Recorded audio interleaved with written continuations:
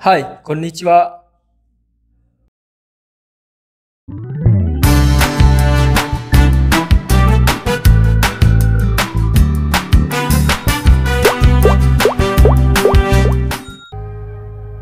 Hai, assalamualaikum warahmatullahi wabarakatuh. Kembali lagi dengan Ojang Story sini. Dan kali ini Ojang Story mau sharing terkait dengan JLPT.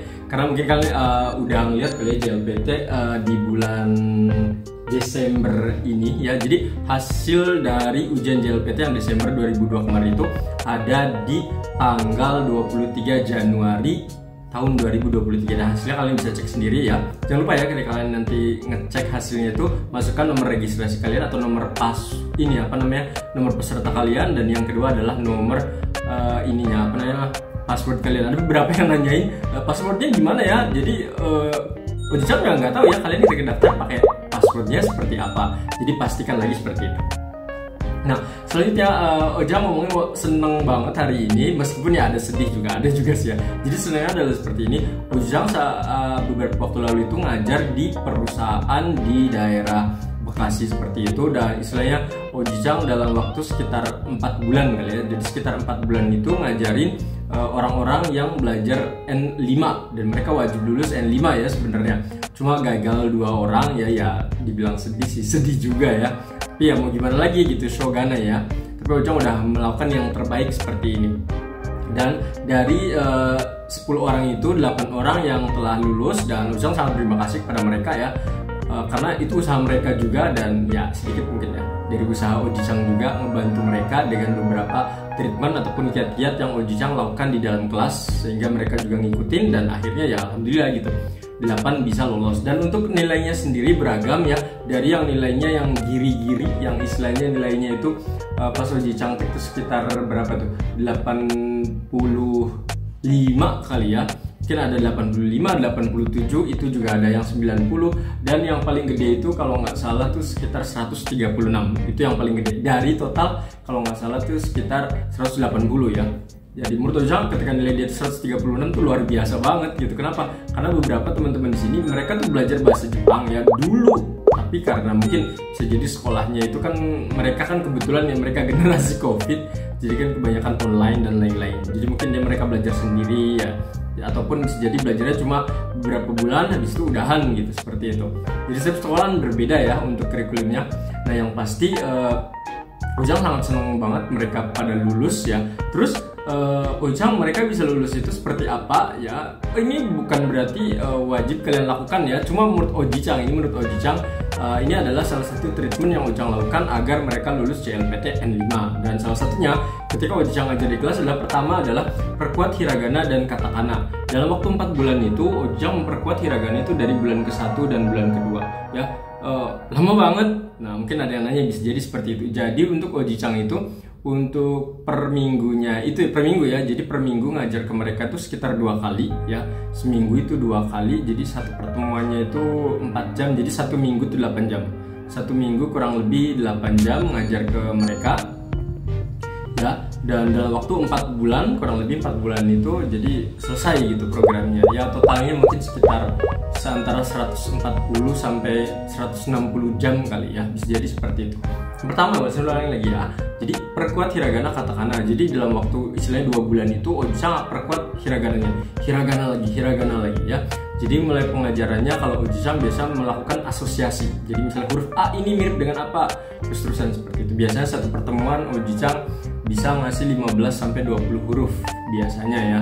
Atau tergantung juga lihat dari sikon sih sebenarnya. Kalau misalnya merekanya udah oke, kondisinya akan lebih banyak. Tapi kalau misalnya mereka kondisinya misalnya ya, karena tiap orang beda-beda ya, ada yang ngantuk dan lain-lain, akhirnya Ojang akan sedikit. Tapi setidaknya progres ya, selalu ada progres banyak yang banyak dan yang bagusnya ya pastinya. Dan terus setelah udah diajarin hiragana katakana, Ojang akan melakukan game setiap kali pertemuan. Jadi setiap belajar itu biasanya mereka akan kayak misal kartunya itu dikocok seperti itu, terus nunjukin A, I, K, Sa, terusan seperti itu. Dan Ojang targetin ke mereka untuk standarnya adalah under 1 minute. Dalam waktu sekitar kartu 48 itu kurang lebih under 1 minute. Jadi dalam 1 menit itu mereka harus sudah selesai.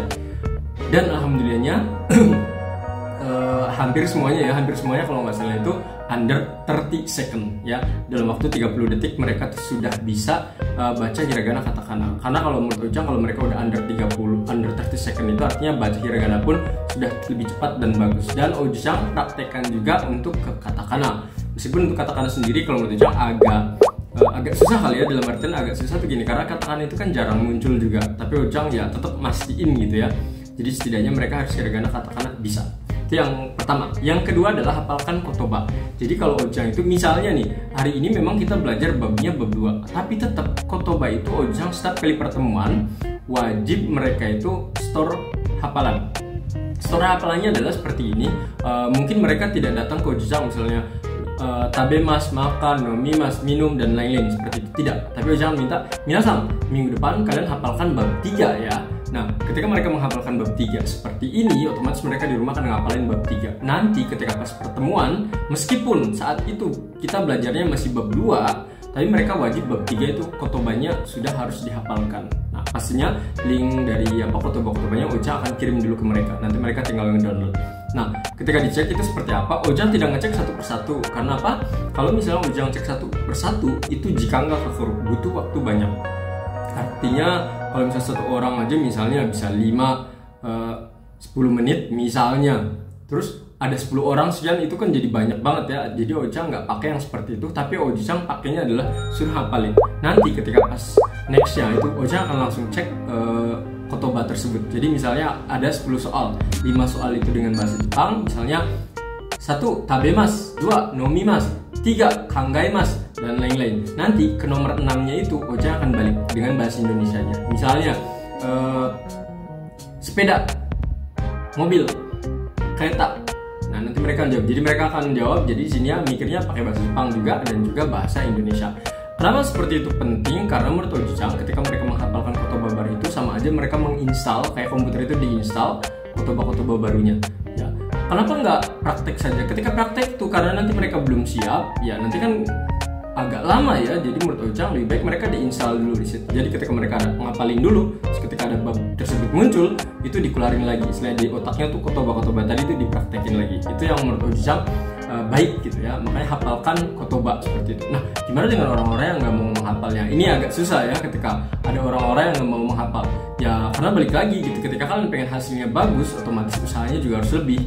Kalau misalnya kalian ngerasa yang nggak ngapalin juga nggak apa-apa lah, toh nggak dicek, nggak dimasukin nilai, ya berarti kamu pengen nilainya hanya sekedar pengen nilai saja. Kebetulan menurut Ojang sini memang dibutuhkan nilai juga iya, karena harus JLPT lolos juga kan, karena mereka nggak mau tahu harus lulus JLPT ya seperti itu. Kalau nggak mereka akan ikutan di NATES selanjutnya, dan NATES itu kan bayarnya mahal ya, sekitar 500.000.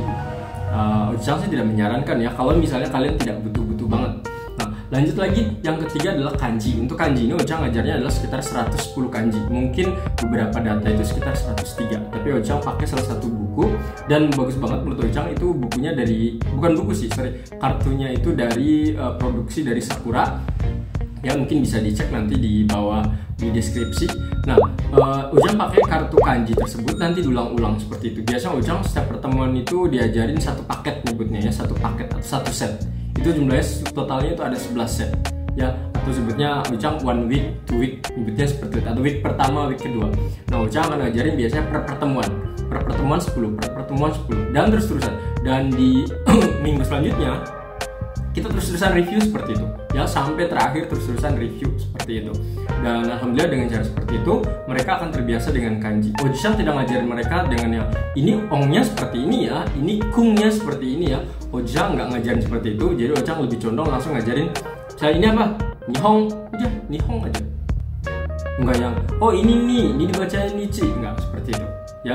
Karena menurut Ojang mereka tuh butuhnya adalah practical seperti itu, bukan untuk anak-anak yang bisa jadi yang kuliah ya, yang ini tuh harus bacanya apa. Ini saat ini pendapat Ojang ya, karena mereka tuh udah sibuk dengan pekerjaan sendiri ya, terus ditambahin lagi dengan pekerjaan kayak misalnya ngapalin lain-lain, itu akan ribet. Makanya Ojang langsung yang praktikal saja, nihong, honjitsu dan lain-lain seperti itu. Nah, itu yang ketiga. Yang keempat adalah review grammar. Nah, ada beberapa grammar kan udah diajarin. Nah, biasa Ojang akan review. Meskipun tidak semuanya, kalau semua itu kadang ya jika nggak kakarun desu ne. Jadi makanya Ojang akan review ke mereka tuh kayak beberapa saja, ataupun ada beberapa yang mirip diingetin lagi ke yang sebelumnya. Biasanya seperti itu. Dan itu selalu dilakukan, berusaha ya. Nah, terus juga yang kelima, kelima ini Ojang jarang praktekin sebenarnya, kebetulan waktunya agak kurang.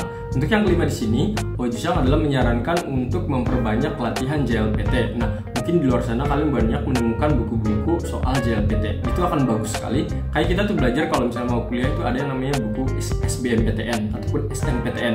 Nah, itu kan berisi soal-soal kan. Nah, dengan cara kita mempelajari buku-buku tersebut, kita akan tahu oh jenis soalnya nanti akan seperti ini, seperti ini.